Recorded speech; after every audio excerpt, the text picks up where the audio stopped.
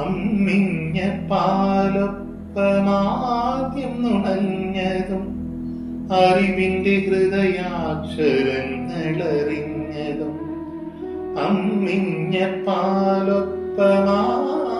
നുണഞ്ഞതും അറിവിന്റെ ഹൃദയാക്ഷരങ്ങളറിഞ്ഞതും. കലേഷ് കരുണാകരൻ. സംഗീതവും സർഗാത്മകതയും ഇഴചേർന്ന ജീവിതം. സംഗീതം, പ്രൊഫഷൻ, കല എന്നിവയെ സമന്വയിപ്പിച്ച് മുന്നേറുന്ന വ്യക്തിത്വമാണ് കലേഷ് കരുണാകരൻ. 1988 രാമന്തളിയിൽ കരുണാകരൻ മാസ്റ്ററുടെയും ശ്രീമതി പുഷ്പവല്ലിയുടെയും മകനായി ജനിച്ച കലേഷിന്റെ വളർച്ച ഓരോ ഘട്ടത്തിലും വിസ്മയിപ്പിക്കുന്നതായിരുന്നു.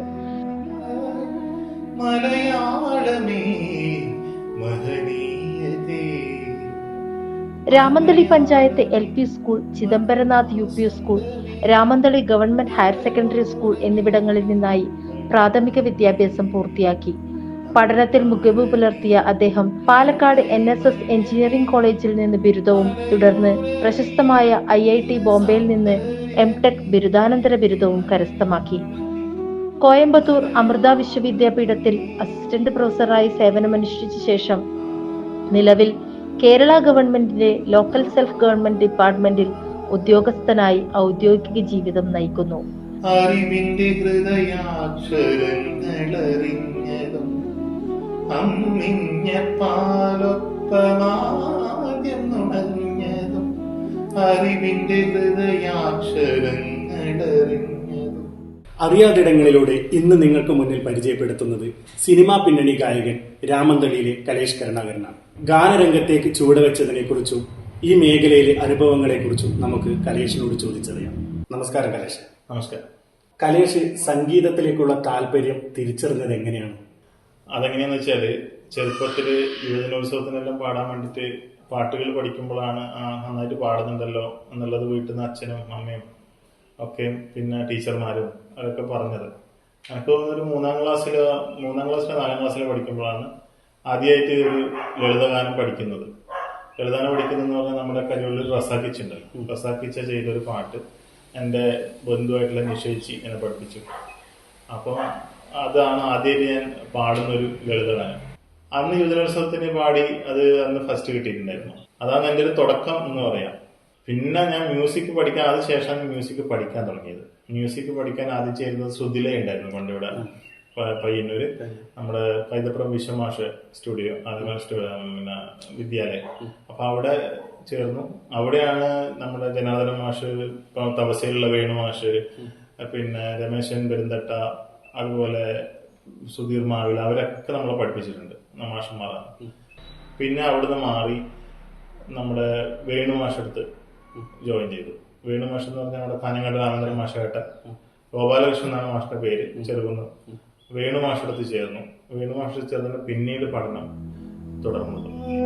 കണ്ട നാൾ പാതി വിരിഞ്ഞു നിൻ പൂമുഖം, കൈകളിൽ വീണൊരു മോഹന വൈഡൂരം നീ, പ്രിയ സഖി ആദ്യമായി കണ്ട നാൾ. റെക്കോർഡിംഗ് ചെയ്തു തുടങ്ങിയ സമയത്തെ കുറിച്ച് ഒന്ന് പറയാമോ? എന്റെ റെക്കോർഡിംഗ് അനുഭവം എന്ന് പറഞ്ഞാൽ, ആദ്യത്തെ എന്റെ പാട്ട് റെക്കോർഡ് ചെയ്യപ്പെടുന്നത് നമ്മുടെ ശങ്കരനാരായണ ക്ഷേത്രത്തിലെ ഒരു പാട്ടാണ്.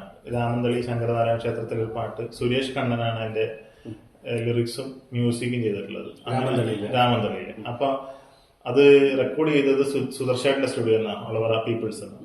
അപ്പൊ അത് റെക്കോർഡ് ചെയ്തപ്പോഴാണ് സുദർശേട്ടൻ എന്നെ ശ്രദ്ധിച്ചത്. സുദർശേട്ടൻ പറഞ്ഞ നല്ല സൗണ്ടാണല്ലോ, നമുക്ക് കുറച്ച് പാട്ടുകൾ പാടാനുണ്ട് എന്ന് പറയുകയും അതിനുശേഷം തുളുവന്നൂര് അപ്പന്റെ പാട്ട് ഒരു 3 പാട്ടുകൾ ഞാൻ ഒരു കാസറ്റിൽ പാടി. അത് കേട്ടതിന് ശേഷമാണ് നമ്മുടെ രഞ്ജിത്ത് പെരള, അതുപോലെ മനോജ് കെ സേതു, അവരൊക്കെ കൂടിയിട്ട് ആ സമയത്ത് നമ്മുടെ രാമന്തളി മുച്ചിലോട്ട് കാവിന്റെ ഒരു ആൽബം ചെയ്യുന്നുണ്ടായിരുന്നു. അപ്പൊ ആ ആൽബത്തിൽ പാടാൻ ഉള്ളൊരു അവസരം പിന്നീട് ഉണ്ടായി.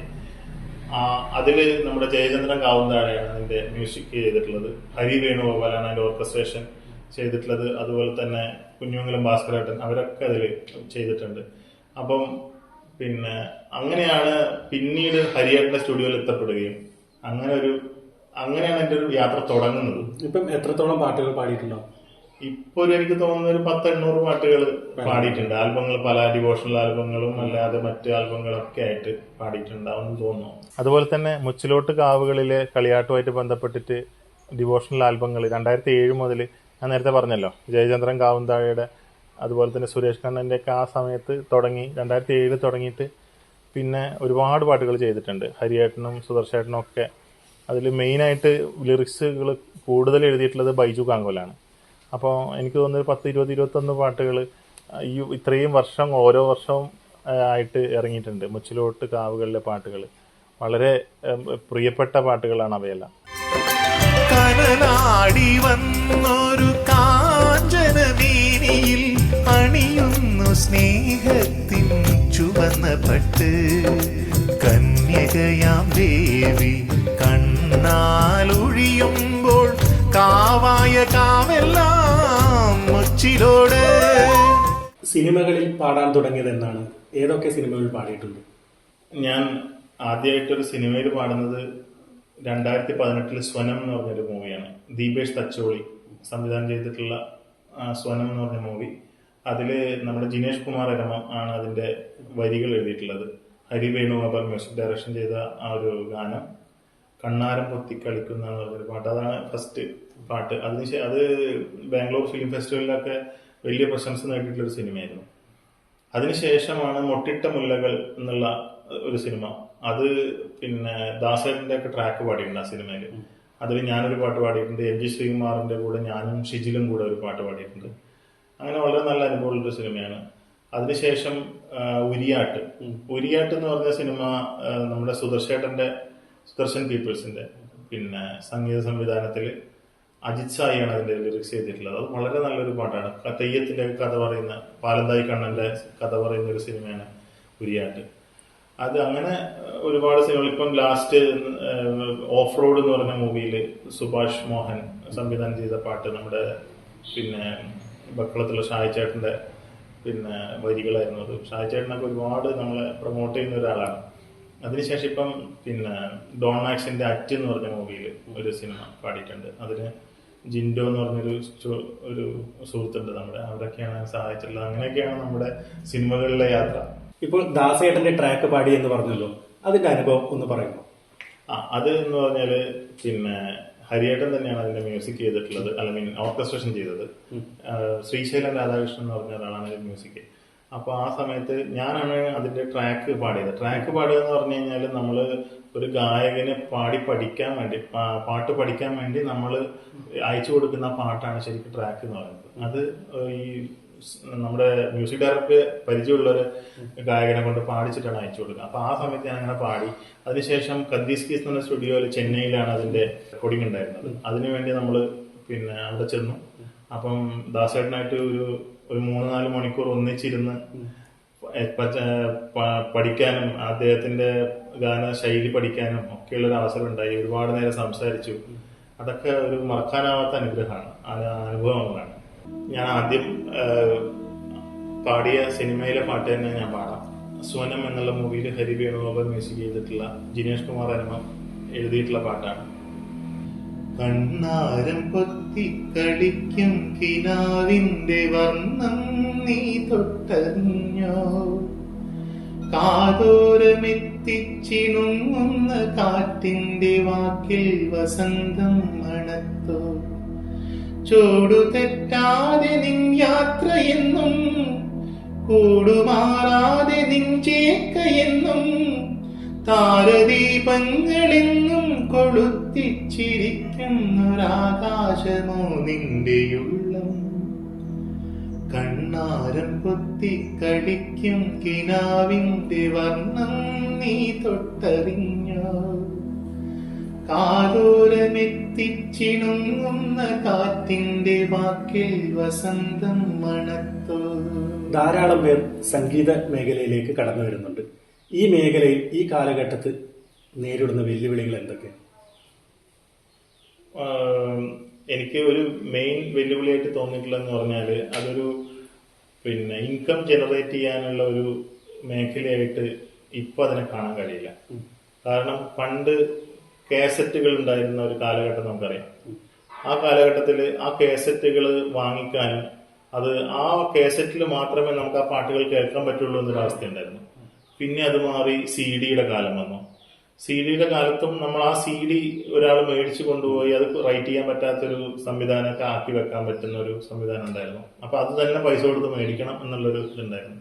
പിന്നീട് പാട്ടുകൾ ഒരാൾക്ക് കിട്ടിക്കഴിഞ്ഞാൽ അത് 1000 പേർക്ക് അയച്ചു കൊടുക്കാനുള്ള വാട്സപ്പ് പോലെയുള്ള സംവിധാനങ്ങൾ വന്നു കഴിഞ്ഞപ്പോഴത്തേക്ക് അതിന് വേറൊരു അത് വിൽക്കാൻ നമുക്കതൊരു ഇൻകം ജനറേറ്റ് ചെയ്യാനുള്ളൊരു സംവിധാനം അതിൽ നിന്ന് ഇല്ലാണ്ടായി, ആ പാട്ടിൽ നിന്ന് മാത്രം. അപ്പം അതൊരു പ്രധാന വെല്ലുവിളിയായിട്ട് എനിക്ക് തോന്നിയിട്ടുണ്ട്. അപ്പം ഒരു ഇൻകം പ്രതീക്ഷിച്ചുകൊണ്ട് ഇതിലേക്ക് വരുന്ന ആൾക്കാരൊക്കെ അതിൽ നിന്നും പിന്മാറാനുള്ള സാധ്യതയുണ്ട് കാരണമായി. പിന്നെയുള്ളൊരു മെയിൻ കാരണം എന്ന് പറഞ്ഞാൽ ഇപ്പോ പണ്ടത്തെ പാട്ടുകൾ കേട്ടിട്ടില്ല, സിനിമയിലെ പാട്ടുകളിൽ ലിപ്പ് ഉണ്ടാവും. ആ ഗായകൻ പാടിയത് നായകൻ പാടി അഭിനയിക്കുകയാണ് ചെയ്യുക. ഇപ്പോ നമുക്ക് ശ്രദ്ധിച്ചാൽ മനസ്സിലാവും ഒരു സിനിമയിലും ലിപ്പില്ല. അതായത് പാട്ടുകൾ എന്നുള്ളത് ആ നായകൻ പാടി അഭിനയിക്കുന്നില്ല, ആ പാട്ട് ഈ സിനിമയുടെ ഒരു പ്രൊമോഷൻ എന്നുള്ള നിലക്ക് മാത്രമേ ഇപ്പൊ നിലനിൽക്കുന്നുള്ളൂ. അപ്പൊ പാട്ടിന്റെ കൾച്ചർ മാറി, അതിന്റെ സംവിധാനങ്ങൾ മാറി.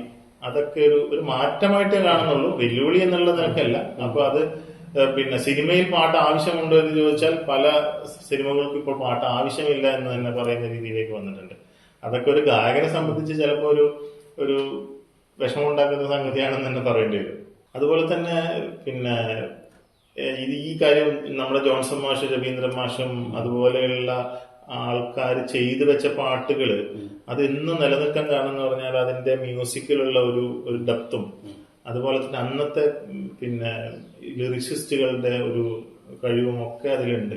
പഴയ കാലത്തെ മ്യൂസിക്കും പുതിയ കാലത്തെ മ്യൂസിക്കും എല്ലാം നല്ലത് തന്നെയാണ്. അത് ഓരോ ജനറേഷന്റെ മാറ്റമാണ്, മാറ്റങ്ങൾ ഉണ്ടായിക്കൊണ്ടിരിക്കും, ഇനിയും മാറും. അത് നല്ലത്, ഇത് മോശം അല്ലെങ്കിൽ അങ്ങനെ പറയാനില്ല. പക്ഷെ എന്നാലും നമ്മൾ കേൾക്കുമ്പോൾ ഒരു കുളിർമ ഉണ്ടാകുന്ന ഒരു ഇതായിട്ട് എനിക്ക് അനുഭവപ്പെട്ടത് പണ്ടത്തെ പാട്ടുകളാണ് എന്ന് പറയാം. ഉറങ്ങുമ്പോഴും ഞാൻ ഉണരുമ്പോഴും എന്നെ പരിപാലിച്ചിടുന്ന സ്നേഹമേ. ആകാശത്തിരുമുറ്റത്തുണ്ടൊരു ചെഞ്ചോരത്താര്, തീരാ നോവ് പടർത്തിക്കൊണ്ടു ചിരിപ്പുണ്ടിന്നകലേ. സഹനത്തിൻ കൊടുമുടികളിലേറിയ ചരിതവും അവനുണ്ട്, ത്യാഗത്തിൻ മറുപേരായി ഞങ്ങളിലെന്നും അവനുണ്ട്. സഖാവ് ഞങ്ങളിലുണ്ട്, സഖാവ് ഞങ്ങളിലുണ്ട്. പമ്പാവാസ ശരണം ശരണം, ചിന്മയരൂപാ ശരണം ശരണം, കലിയുഗവരദാ ശരണം ശരണം, പൊന്മലയേറിയ പന്തളരാജ, പുലിവാഹനനെ കാനനവാസ, കരളിലെ മുറിവുകൾ മാറ്റണമെന്നയ്യ. കലേഷിന് കുടുംബപരമായി കിട്ടിയ കഴിവാണോ അതോ കലേഷ് മാത്രമേ പാടാറുള്ളൂ? ഞാൻ മാത്രമല്ല, ശരിക്കും പറഞ്ഞാല് വീട്ടിൽ അച്ഛൻ പാടും. അച്ഛൻ പാടുമെന്ന് പറഞ്ഞാലും പിന്നെ അച്ഛൻ അങ്ങനെ സ്റ്റേജ് പ്രോഗ്രാംസിനോ അങ്ങനെ ഒരു പാട്ടുകാരനായി അറിയപ്പെടാനോ ഒന്നും ശ്രമിച്ചിട്ടില്ല എന്നുള്ളതാണ് സത്യം. അച്ഛൻ പാടാറുണ്ട്, വീട്ടിൽ നിന്ന് നമ്മൾ മാത്രമേ കേൾക്കുന്നുള്ളൂ എന്ന് മാത്രം. പിന്നെ അച്ഛൻ ഇപ്പോഴാണ് അച്ഛൻ മാഷായിരുന്നു, റിട്ടയർ ആയ ശേഷം ഇപ്പം പല പരിപാടികൾക്കും അച്ഛൻ പാടുന്നുണ്ട്, വീട്ടിൽ നിന്ന് പ്രാക്ടീസ് ചെയ്യുന്നത് കേൾക്കാം. അപ്പൊ അത് ഒരു കാര്യം. പിന്നെ എന്റെ മാമൻ തമ്പാൻ എന്നാണ് പേര്. മാമൻ നല്ലൊരു പാട്ടുകാരനാണ് എന്ന് പറഞ്ഞാല് വളരെ അസാധ്യമായിട്ട് പാടുന്ന ആളാണ്. അപ്പം മാമന്റെ ഒരു പ്രശ്നം എന്ന് പറഞ്ഞാൽ മാമന് മുച്ചുണ്ടുള്ളത് കൊണ്ട് അത് ആ ചില വാക്കുകൾ പ്രൊനൗൺസ് ചെയ്യുന്നതിന് പ്രശ്നമുണ്ട് എന്നുള്ളത് ഒഴിച്ചാൽ അസാധ്യ ഗായകനെന്ന് പറയേണ്ടി വരും. അത് പല സ്ഥലങ്ങളിലും മാമൻ ഇപ്പോൾ വർക്ക് ചെയ്യുന്നത് വില്ലേജ് ഓഫീസർ, അവരുടെ പ്രോഗ്രാംസിനൊക്കെ വളരെ നല്ല രീതിയിലാണ് മാമന്റെ. അതുപോലെ ഒരുപാട് ഫോളോവേഴ്സ് ഉള്ള ഒരു ഗായകനാണ് മാമൻ. തമ്പാൻ എന്നാണ് പേര്. അപ്പം വളരെ നല്ലൊരു പാട്ടുകാരനാണ്. അപ്പൊ അതൊക്കെ ആയിരിക്കാം എനിക്ക് കിട്ടിയിട്ടുള്ളതെന്നാണ് ഞാൻ വിചാരിക്കുന്നത്. എന്റെ നാട്ടുകാര് എന്നുള്ളതും ഒരു പ്രധാന ഘടകമാണ്. കാരണം നാട്ടില് ഞാനിപ്പം രാമന്തളി കല്ലേറ്റിക്കടവ് എന്ന സ്ഥലത്താണ്. അവിടെയുള്ള എല്ലാവരും എന്നെ വളരെ നല്ല രീതിയിൽ പ്രോത്സാഹിപ്പിക്കുന്ന ആൾക്കാരാണ്. അതുപോലെ രാമന്തളി നമുക്ക് എടുത്തു പറയാനുള്ള ഒരു ലിറിസിസ്റ്റ് ഉണ്ട്, അദ്ദേഹം സുരേഷ് രാമന്തളി. അദ്ദേഹം ഒരുപാട് എന്നെ പ്രൊമോട്ട് ചെയ്തിട്ടുള്ള ആളാണ്. അപ്പം പിന്നെ അദ്ദേഹം പിന്നെ എഴുതിയ സിനിമാ ഗാനങ്ങളുണ്ട്. അതിൽ നിഴലാഴം എന്ന് പറഞ്ഞൊരു സിനിമയിൽ ഞാൻ പാടിയിട്ടുണ്ട്. നിഴലാഴത്തിൽ അദ്ദേഹം എഴുതിയ പാട്ട് ഞാൻ പാടിയിട്ടുണ്ട്. അതുപോലെ തന്നെ മധു നായർ എന്ന് പറഞ്ഞൊരു ലിറിസിസ്റ്റ്, അദ്ദേഹം പിന്നെ ഒരുപാട് പാട്ടുകൾ ഞാൻ പാടിയിട്ടുണ്ട്. അങ്ങനെ പിന്നെ എനിക്ക് സ്ഥിരമായിട്ട് എന്നെ മാത്രം സെലക്ട് ചെയ്ത് പാട്ടുകൾ ചെയ്യുന്ന ആളാണ് ഷിജു ആർക്കാനായി ദേവാനന്ദ കൂടത്തിങ്കൽ. അവർ രണ്ടുപേരും ദേവേട്ടൻ പിന്നെ മ്യൂസിക് സംഗീതം ചെയ്യുന്ന ആളാണ്. അദ്ദേഹത്തിന്റെയും ഒരുപാട് പാട്ടുകൾ ഞാൻ പാടിയിട്ടുണ്ട്. വളരെ സഹൃദയനായിട്ടുള്ളൊരു വ്യക്തിയാണ് ഷിജു ആർക്കാനായി. അങ്ങനെ പറയാന്ന് വെച്ച് കഴിഞ്ഞാല് ഒരു പാട്ടുകാരൻ ഉണ്ടാവുന്നത് ആ പാട്ടിന്റെ കഴിവുകൊണ്ട് മാത്രമല്ല, അദ്ദേഹത്തെ സപ്പോർട്ട് ചെയ്ത് അദ്ദേഹത്തിന്റെ ചുറ്റും അദ്ദേഹത്തിനെ പ്രൊമോട്ട് ചെയ്ത് നിൽക്കുന്ന ഒരു സുഹൃത്ത് വലയുണ്ട് എന്നുള്ളത് തന്നെയാണ് പിന്നെ അതിലൊരു വലിയൊരു കാര്യം. ഇപ്പം അതിൽ പറയുകയാണെങ്കിൽ അവസാനമായിട്ട് ഞാൻ ജയേഷേട്ടന്റെ അയ്യപ്പന്റെ പാട്ട് പാടി, MKCയുടെ അയ്യപ്പന്റെ പാട്ട്. അത് നമ്മുടെ അയ്യപ്പ വിളക്കിന്റെ ഒരു മെയിൻ ആകർഷണമായിരുന്നു ആ പാട്ട്. വളരെ ഹിറ്റായി ഇപ്പോഴും ഓടിക്കൊണ്ടിരിക്കുന്ന പേട്ടതുള്ളലിനൊക്കെ ചെയ്യാൻ പറ്റിയ ഒരു ഇതുള്ളൊരു പാട്ടാണ്. അപ്പം അത് വളരെ നന്നായിട്ട് നമ്മള് ജയേഷേട്ടൻ അത് വിഷ്വൽ ചെയ്തിട്ട് നല്ല രീതിയിൽ അവതരിപ്പിക്കുകയും ചെയ്തിട്ടുണ്ടായിരുന്നു. അതൊക്കെയാണ് നമ്മുടെ ഒരു ശക്തി എന്ന് പറയുന്നത്. ഷിജു ആർക്കാനായി നമ്മളെ പ്രോഗ്രാമിൽ അറിയാതെ ഉൾപ്പെടുത്തി. കലേഷിന്റെ ഫാമിലിയെ പറ്റി ഒന്ന് പറഞ്ഞു. ഞാനിപ്പോ പിന്നെ എന്റെ ഫാദർ അച്ഛൻ മാഷാണ്. അത് പിന്നെ അച്ഛൻ ഇവിടെ പടന്ന പിന്നെ സ്കൂളിൽ നിന്നാണ് അവസാനം പിരിഞ്ഞത്. പിന്നെ അമ്മ വീട്ടില് ടൈലറും ഒക്കെയാണ്. കല്യാണം കഴിച്ചിരിക്കുന്നത് തിരുവനന്തപുരത്താണ്. ഗ്രീഷ്മ എന്നാണ് പേര്. 2 കുട്ടികള്. പിന്നെ അവര് ഒരുത്തൻ 1ാം ക്ലാസ്സിലും മറ്റവൻ 6ാം ക്ലാസ്സിലും പഠിക്കും.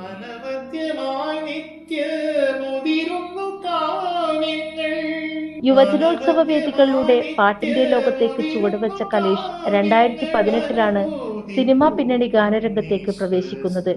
ചുരുങ്ങിയ കാലയളവിനുള്ളിൽ ശ്രദ്ധേയമായ നിരവധി ചിത്രങ്ങൾ അദ്ദേഹം തന്റെ ശബ്ദം നൽകി.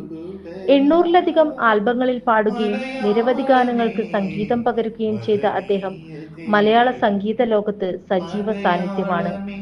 കേവലം ഒരു ഗായകൻ എന്നതിലുപരി മികച്ചൊരു ചിത്രകാരനും എഴുത്തുകാരനുമാണ് കലേഷ്. അക്രിലിക് പെയിന്റിംഗ് ആണ് അദ്ദേഹത്തിന്റെ ഇഷ്ടമേഖല. കലയുടെ വിവിധ മേഖലകളിൽ ഇനിയും ഉയരങ്ങൾ താണ്ടാൻ അദ്ദേഹത്തിന് സാധിക്കട്ടെ എന്ന് ആശംസിക്കാം.